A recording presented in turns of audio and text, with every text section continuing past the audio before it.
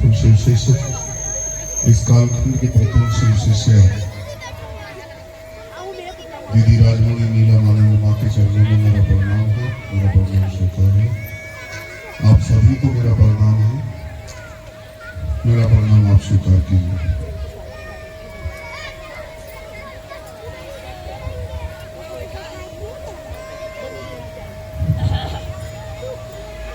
भगवान शिव गुरु,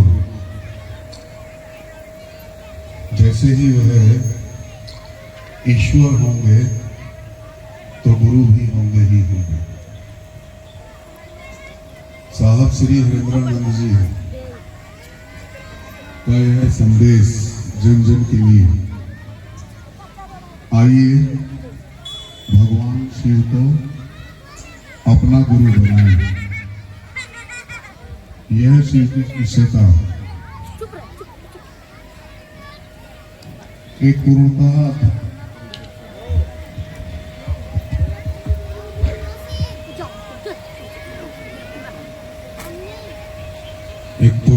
आध्यात्मिक परिचर्चा है। इसलिए इस मंच से कोई प्रवचन नहीं होता है, कोई उपदेश नहीं दिया जाता है और कोई आदेश भी नहीं दिया जाता है, क्योंकि हम लोग गुरु नहीं हैं। शिव की शिष्यता में कोई भी शिष्य या कोई भी आदमी के रूप में कोई भी गुरु नहीं है। शिव ही हमारी गंतव्य है, शिव ही हमारी गति है और शिव ही हमारे गुरु हैं। इसलिए ये गुरु के मंच से यहाँ लोग शिव शिष्य के रूप में अपने गुरु की बात करते हैं, अपने गुरु का प्रतिनिधित्व करते हैं। साहब श्री हरेंद्रानंद जी का संदेश सुनाते समझाते हैं कि शिव हमारे गुरु हैं, आपके भी गुरु हो सकते हैं, क्योंकि वो जगत गुरु हैं। जगत गुरु की कुर्सी पर वो बैठे हैं। गुरुओं के गुरु गुराधिपति कहे जाते हैं, सदगुरुओं के भी गुरु कहे जाते हैं, ज्ञान के निधि अगम कहे जाते हैं। ज्ञानेश्वर उन्हीं को कहा गया है, विद्यातीर्थ महेश्वरम उन्हीं को कहा गया है। वह ईश्वर है। हम और आप एक बात जानते हैं कि इस धरती में, इस सृष्टि में दीदी नीलम आनंदमा एक बात कहती हैं कि गुरु होने का मात्र उसी को अधिकार है जो इस सृष्टि के रहस्य को जानता है। और इस सृष्टि के रहस्य को कौन जानेगा? इस सृष्टि के रहस्य को जब भी कोई जानेगा तो जिसने ये सृष्टि बनाई है वही ना इस सृष्टि के रहस्य को जानेगा। हम और आप मोबाइल हाथ में रखते हैं, मोबाइल चलाते हैं, कितना ज्ञान है उसके बारे में हमको आपको। लेकिन जिस कंपनी ने वो मोबाइल बनाया है उसके बारे में संपूर्ण ज्ञान उस कंपनी के पास है कि नहीं है, उस निर्माता के पास संपूर्ण ज्ञान है कि नहीं उस मोबाइल का। जब भी संपूर्ण ज्ञान की खोज होगी तो हमको आपको निर्माता के ही पास जाना होगा। उसके रहस्य को अगर जानना है तो जिसने उसको सृष्ट किया है, जिसने जो उसका सृष्टा है। और मांडुक्योपनिषद का कथन है, इच्छा मात्र प्रभो सृष्टि। यह पूरी की पूरी सृष्टि मात्र उस शिव की इच्छा का परिणाम है, उस शिव और उस शिव की शक्तियों का फैलाव है। उस शिव की इच्छा में इतना बल है, कहा गया कि शिव इच्छा बलियसी, शिव की इच्छा में बल है। जब भी हम और आप अपने बारे में जानना चाहें या उस ईश्वर के बारे में, शिव के बारे में जानना चाहें या उसकी इस दुनिया के बारे में जानना चाहें तो हमको आपको शिव को ही गुरु बनाना होगा। अध्यात्म के गुरु ईश्वर होते हैं। जब भी आप अध्यात्म की खोज में चलेंगे, यानी स्वयं की खोज में चलेंगे, ईश्वर की खोज में चलेंगे, या इस संसार को जानना चाहेंगे, तो आपको ईश्वर के पास जाना होगा। अध्यात्म का अर्थ ही होता है आत्मा और परमात्मा से संबंधित सांप्रदाय निरपेक्ष विज्ञान। यहां धर्म जाति संप्रदाय का पक्षपात नहीं होता है, यहां धर्म जाति संप्रदाय की बात नहीं होती है। यहां आपके भीतर जो यूनिट है, आपके भीतर जो आत्मा विराजमान है, उस महेश्वर शिव का अंश और उस परम चैतन्य ऊर्जा, सूक्ष्माति सूक्ष्म परम चैतन्य ऊर्जा परमात्मा की बात होती है। इसलिए इन सब चीजों से परे है ये अध्यात्म। आत्मा और परमात्मा उसी सूक्ष्माति सूक्ष्म परम चैतन्य ऊर्जा के प्रयुक्त पर्यायवाची संबोधन शब्द है, उसको पुकारने का साधन है। और जो ज्ञान आत्मा के तल पर परमात्मा से परिभाषित होता है, वो ज्ञान बोधात्मक होता है, वो ज्ञान आध्यात्मिक ज्ञान होता है, वो ज्ञान स्वयं का अनुभूत किया हुआ ज्ञान होता है। इसलिए इस मंच से शिव को गुरु मानने के बाद जो शिव शिष्यों के जीवन में अनुभूतियां हुई हैं, जो उन्होंने अनुभूत किया है, जो उन्होंने महसूस किया है, यहां कोई पढ़ा लिखा नहीं है, पहले से वेद पुराण पढ़ करके कोई रट्टा मार के नहीं आया है। इन्होंने अपने जीवन में जिया है उस शिव को, उस महागुरु महादेव को हमने अपने जीवन में जिया है। कैसे है वो महादेव, कैसे पढ़ाते हैं, कैसे वो परिणाम देते हैं, कैसे वो शिष्य के अविकसित ज्ञान के स्तर पर उतर करके शिष्य को पूर्ण ज्ञान की स्थिति में ले जाना का काम करते हैं, उसी से संदर्भ में, उसी के अनुभव से वो अपनी बात कहना, अपनी बात रखने का काम करते हैं। इसीलिए यह परिचर्चा पूर्णता आध्यात्मिक है। यहां कदम कदम पर अध्यात्म है। हर आदमी के जीवन में अध्यात्म घटित हो रहा है। स्वयं करो, स्वयं जानो। यहां किसी के इंतजार नहीं करना है। केवल उस महेश्वर शिव को अपना गुरु मान करके साहब श्री हरेंद्रानंद जी के बताए हुए 3 काम करने होते हैं, जिसको लोग 3 सूत्र कह देता है। पहला, मन ही मन महादेव को याद कर लीजिए और महादेव से कहिए कि हे शिव, आप मेरे गुरु हैं, मैं आपका शिष्य हूं, मुझ शिष्य पर दया कर दीजिए। इस बात को बार बार दोहराइए। जैसे जैसे ये विचार आपके मन में रूपेट होगा, ये विचार जैसे जैसे आपके मन में बार बार आएगा, एक दिन ये विचार ठहरेगा और ये भाव का रूप ले लेगा। यहां किसी साधन की जरूरत नहीं है। अध्यात्म की दुनिया में केवल और केवल मन साधन होता है, भाव उसका ईंधन होता है, और अध्यात्म की कुंजी स्वयं गुरु होता है। और उस साधु ने मान लीजिए कोई मंत्र दे दिया उसको, बोलो जाओ ये मंत्र करना, और ये मंत्र करने के समय ध्यान रखना कि बंदर याद ना आ जाए। अब उस आदमी को तो बंदर याद था नहीं, लेकिन साधु ने याद दिला दिया उसको। अब जब मंत्र जपने चले तब उसको साधु की बात याद आ जाए कि गुरुजी ने कहा है कि मंत्र जपने के समय बंदर याद ना आए।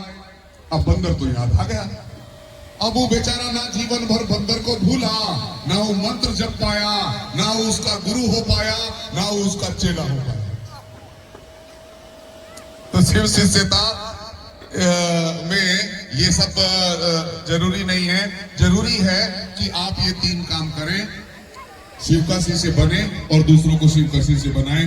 बाकी जाने गुरु, बाकी जाने साहब दीदी, उनकी शिष्यता है, उनकी फुलवाड़ी है। कैसे फूल खिलेंगे ये तो वही खिला सकते हैं, और खिल रहे हैं, लोग चल रहे हैं, धीरे धीरे धीरे धीरे लोगों को मन समझ रहा है।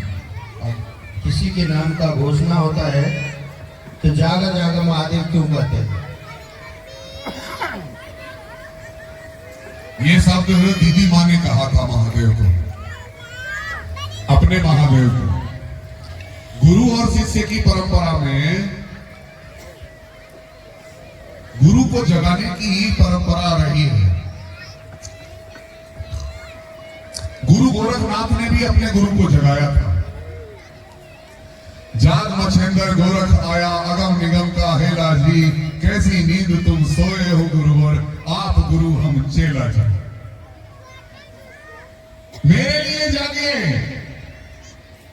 आप जागे हुए हैं, इससे मुझे क्या, लेकिन मेरे लिए जागिए ना, मेरे लिए जागिएगा तब ना मेरा कल्याण होगा। दीदी मां ने कहा, हे शिव तुम जागो। इसका मतलब ये नहीं है कि वो शिव सोया हुआ है, वो शिव तो सोता ही नहीं है, शरीर ही नहीं है, शरीर ना सोएगा, वो तो परम चैतन्य ऊर्जा है। लेकिन कहने का भाव है कि तुम अपने शिष्यों के लिए जाग जाओ। अब जरा सोचिए कि अगर वो शिव जागा हुआ होता तो जो इस संसार की हालत है, जो हम और आप रोज टीवी देख रहे हैं, रोज अखबार पढ़ रहे हैं, रोज समाचार सुन रहे हैं, मानव शरीर में दिखाई देते हैं, लेकिन पूरा का पूरा दानव की प्रवृत्ति हो गई है। अगर वो शिव जागा होता तो क्या उसकी दुनिया की ये हालत होती क्या? वो सृष्टि के रोम रोम में है, सृष्टि के कण कण में है शिव, कहीं खोजने की उसको जरूरत नहीं है। लोगों ने कहा कि जो दिलवाही तेल है, जो चमक में आग, तेरा साईं तुझ में है, जाग सके तो जाग। जतो जीव ततो शिव, जहां जहां जीव है वहां वहां शिव है।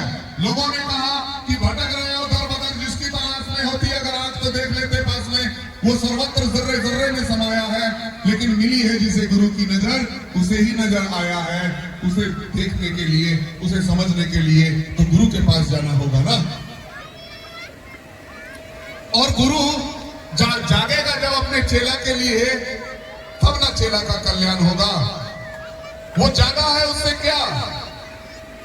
लेकिन जगत की स्थिति तो नहीं बता रही है कि आप जागे हैं। आप जगत की हर एक चेतना में है, जर्रे जर्रे की एक एक चेतना में है। आप चेतन हो जाइए ना, चेतना में तो है, एक एक जीव में तो है आप, लेकिन क्यों सुसुप्त अवस्था में बैठे हुए हैं? जागिए, जगत की एक एक चेतना में आप चेतन हो जाइए। इसीलिए शिव का शिष्य जब किसी की घोषणा करते हैं तो अपने महादेव को जगाते हैं कि वह महादेव शिष्यों के प्रति जाग जाए और सरेंडर भाव में, हारने के भाव में दोनों हाथ उठा करके समर्पित कर देते हैं अपने आप को। जागा जागा महादेव। काहे के हारी के हारे के हरि और निर्बल के बलराम होते हैं। उस ईश्वर का गुण है, जब तक उसके सामने हारिएगा नहीं ना, वो मदद नहीं करता है। भले ही सगा भाई काहे नहीं है। द्रौपदी कृष्ण को राखी बांधती थी, भाई मानती थी, वो बहन मानते थे, लेकिन द्रौपदी जब मुसीबत में पड़ी और जब तक एक हाथ से साड़ी पकड़ रखी थी और एक हाथ से मोहन को चिल्ला रही थी, नहीं मदद किए। और जैसे ही दोनों हाथ उठा करके पसार करके मोहन को पुकारा और दया वहां से चली, और कवि को लिखना पड़ा कि नारी है कि सारी है कि नारी बीच सारी है कि सारी बीच नारी है। दुशासन खींचते खींचते बेहोश हो गया, लेकिन वो साड़ी नहीं हटी।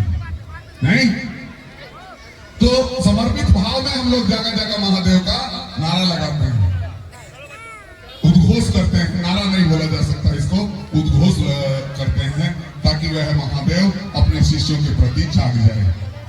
अभी इसको रोक दीजिए, अभी इसको चाहे। शिव चर्चा कहीं भी होता है तो भजन ज्यादा क्यों नहीं होता है? यहाँ दीदी लोग नाराज हो जाती है, भजन नहीं देते तो नाराज नहीं होंगी। भजन थोड़ा नीक लगता है, बढ़िया लगता है, मनोरंजन होता है। अच्छा, मनोरंजन में लगे रहिएगा, करना खराब बात नहीं है, लेकिन भजन करने का आपका उद्देश्य क्या है? आप मनोरंजन के लिए भजन कर रहे हैं, भजनिया बनने के लिए शिव को गुरु माने हैं, या ढोलकिया बनने के लिए शिव को गुरु माने हैं, या क्या करना है? झलकुटुआ बनना है, जिंदगी भर झाल कूदना है, क्या करना है? आप चाहते क्या है? शिव का शिष्य बनना चाहते हैं ना, तो शिव का शिष्य भी भजन गाता है, लेकिन भजन गाने का उद्देश्य क्या है? आपके भजन हैं कैसे? भजन को तो वो ताकत है कि अगर आप गुरु कॉन्सेप्ट के भजन गाइए, मुख्यालय में जो साहब को पसंद है भजन, उन भजनों को गाइए, तो मैं क्या बताऊं आपको जो है कि भजन क्या क्या करता है। लेकिन वो भाव तो लाना होगा ना। हम लोग भजन करते थे एक जमाना में, अब तो नहीं होता है। नए नए जगहों पर जाते थे, कोई जल्दी गांव में घुसने नहीं देता था कि शिव चर्चा वाला आ गया, शिव चर्चा वाला आ गया, सब ऐसे बोलते थे। तो हम लोग क्या करते थे, चौक चौराहों पर ही बैठते थे, देखते थे कि जहां से ज्यादा लोग गुजर रहा है वहीं अपना गोल बना के बैठते थे और ढोलक झाल चीमटा सब ढोके चलते थे। नहीं है तो थपलिए पीट पीट करके भजन करते थे। भजन करने का उद्देश्य क्या था कि भजन करेंगे, शिकारी आएगा, जाल बिछाएगा, भजन करेंगे तो भजन सुन समझ करके कुछ लोग इकट्ठा होंगे, कुछ लोग आएंगे, और जब लोग आएंगे, लोग अस्थाई होंगे, तब गुरु चर्चा करेंगे और लोगों को महादेव का चेला बनाएंगे। अगर ये उद्देश्य है तो भजन खराब नहीं है। भजन शिव का शिष्य जरूरत के हिसाब से करता है। अगर जरूरत लग रही है कर लीजिए, लेकिन शिव शिष्यता का हिस्सा नहीं है भजन। साहब ने कहा है, बोलिए, ये चौथा सूत्र जोड़ने की जरूरत नहीं है। जरूरत के अनुसार कर लीजिए, कोई दिक्कत नहीं है, मनाही नहीं है, लेकिन उसको लागू कर दीजिएगा तो ये तो चौथा सूत्र ना हो जाएगा। जरूरी कर दीजिएगा तो चौथा सूत्र ना हो गया। अब तो आप पाप के भागी हो गए, तो पाप के भागी होने से बचिए। भजन के लिए मनाही नहीं है, लेकिन मान लीजिए अरे एक दो भजन हो गया, कुछ गुरु की बात करिए जिससे लोगों का मन समझे, लोगों में शिव की शिष्यता अंकुरित पल्लवित पुष्पित फलित हो, लोगों में के आचरण में शिव शिष्यता उतरे, लोगों के व्यवहार में शिव शिष्यता उतरे, लोगों में समझ पैदा हो, लोगों में शिव गुरु की यथार्थ सत्ता की समझ होने लगे। ऐसी गुरु चर्चा कीजिए, ऐसे भजन कीजिए। भजन के लिए कहाँ मनाही है, लेकिन भजन थे भजन ले भजन थे भजन ले भजन। मंच पे आए तो 3 सूत्र बताई भाई ले एक भजन, मंच पे आए 3 सूत्र बताई ले एक भजन, और ये मंच संचालक अगर नहीं कहले दिले मुँह छौसा तो एक तो हम बताइए थे भजन। तो ये तो शिव शिष्यता नहीं है, नहीं। मन संचालक शिव चर्चा का मंच का उद्घोषक होता है, उसका सम्मान साहब भी करते हैं, हम भी करते हैं। जब तक वो नहीं बुलाए नहीं जाते हैं। अगर उन्होंने कह दिया कि भजन गाना है तो भजन घर को उतर जाएंगे, अगर उन्होंने कह दिया कि चर्चा करना है तो चर्चा करके उतर जाएंगे। भाई महादेव ने उसको उद्घोषक की जिम्मेदारी दी है, मंच चलाने की जिम्मेदारी दी है नहीं, लेकिन मनमाना नहीं करना है। भजन के लिए मनाही नहीं है, लेकिन मान लीजिए 2 घंटा की चर्चा हो रहा है और उसमें 10 को भजन कर दीजिए तो समय बचा चर्चा के लिए। बोलिए आप ईमानदारी से, ठीक है, जागरण भजन कर लीजिए, हरे भोला कर लीजिए, 1-2 भजन कर लीजिए, उसके बाद उद्देश्य पर काम कीजिए।